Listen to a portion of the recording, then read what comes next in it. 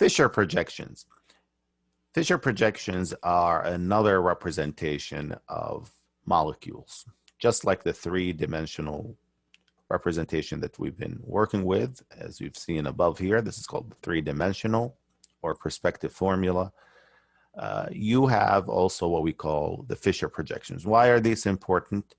Because they are used in carbohydrates. Carbohydrates involve using the Fischer projections. You've seen these before, where you have the OHs and the H. So these are Fischer projections, etc. If you have a CH2OH, etc. So how do we interpret Fischer projections? Let's start with something simple. So the way to do it is you would like to, again, remember, if you have A, B, C, D, they're arranged like that. These are different groups, different atoms, different groups, either one. It means the same thing as this. These are coming out, and the C and D bonds are coming out towards you, and the A and the B are going in. It's as if you're looking at it from the top at an angle. One way to remember this is that these arms come out to hug you. So the C and the D are coming out to hug you, but of course, the A and the B bonds are, of course, going away from you. So horizontal means point out the page, vertical means point into the page. So let's give you an example.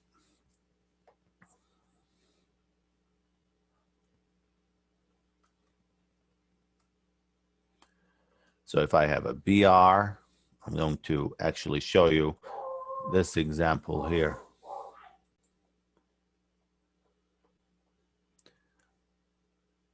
So again, I'm going to represent something similar to that here.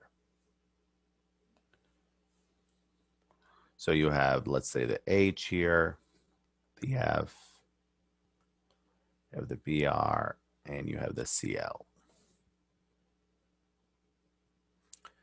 So this would be, again, what's in the middle is a C, is a chiral carbon, a stereogenic center. So that would look like this.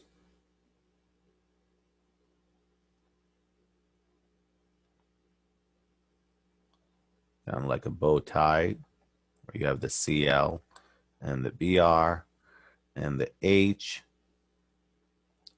and the F are in the back. That's a Fischer projection.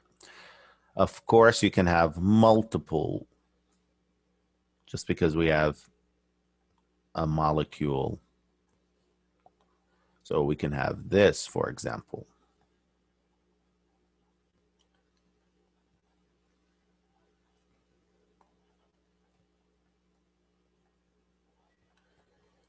So again, you can have two chiral carbons here.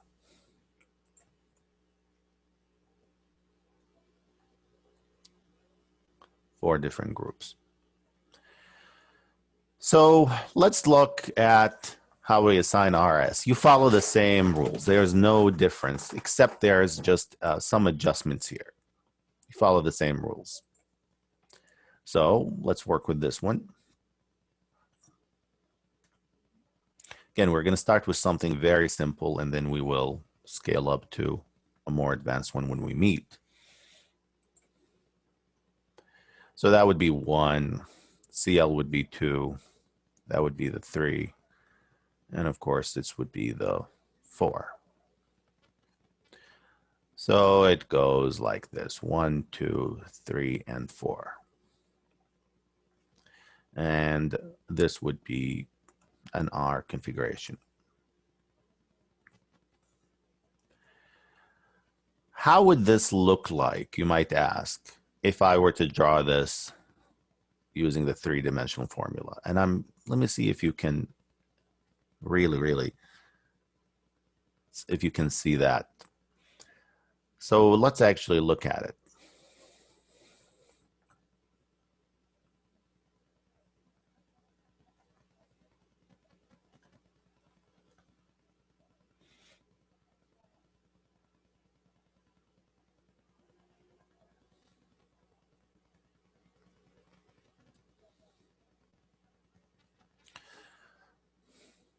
this would be, again, an R. Before I draw anything, I'm going to need you to work with me here and imagine your eye is in the back right there, and it's looking at it from the top.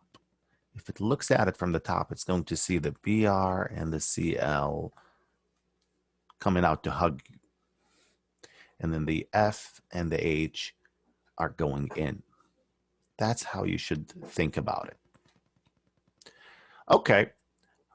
If the lowest, let's start with the next one. If the lowest priority group is on a vertical bond, meaning that it's pointing away from the viewer, trace the highest priority group starting at the highest priority group, which is 1, 2, 3, which is what we did here. So if the priority number 4 is on the vertical line, then you should be okay, and you go from 1 to 2 to 3. However, if the lowest priority group is on a horizontal bond, meaning that it's pointing toward the viewer, you need to trace the highest priority group, starting at the highest priority group, but take the opposite configuration. Very well. So let's now do this switch.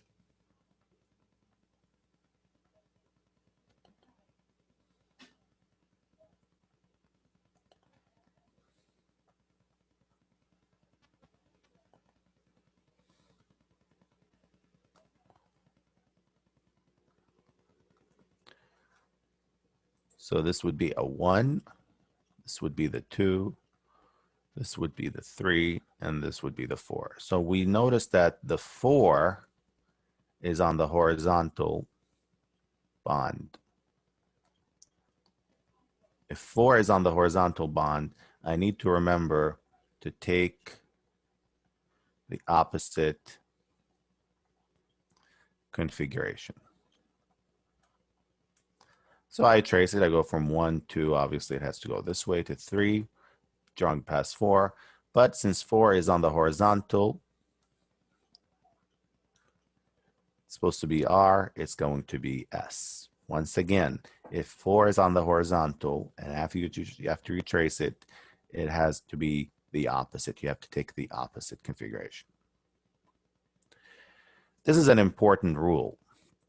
Never draw past group number 3 from 1 to 2, but you can draw from group 1 to 2 past 4.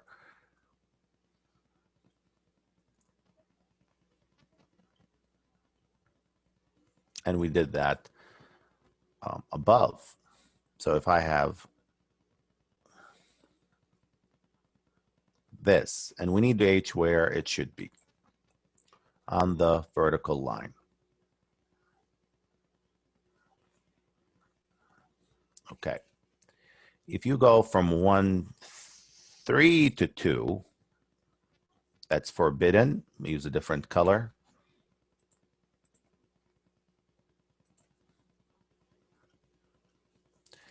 You are allowed to go this way.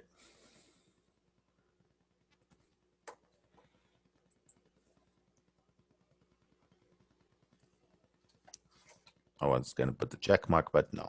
That's, well, let's actually redraw it. So that would be correct. And the reason why is because you want 4 to be in the back.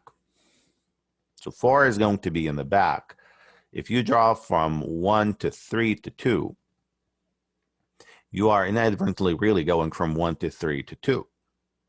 Again, with the models, you will be able to see it, but you want to draw again from 1 to 2, and you can draw past 4 because 4 should be in the back. 4 should be in the back. It would look, again, if you use models, it would look like, let me see if I can show you here.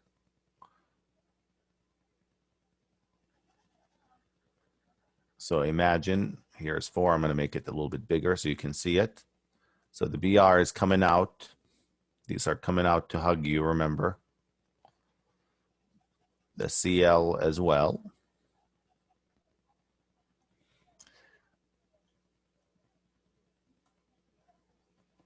F, and here's H.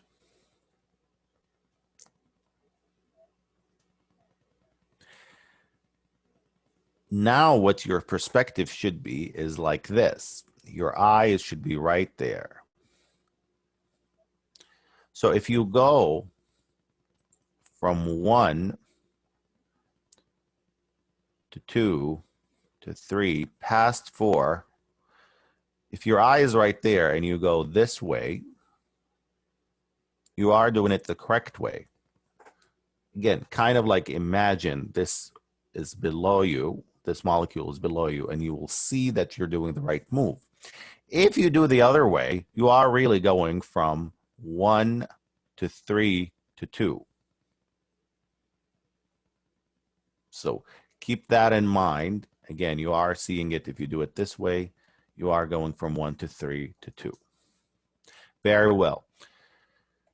So we will do examples where we have multiple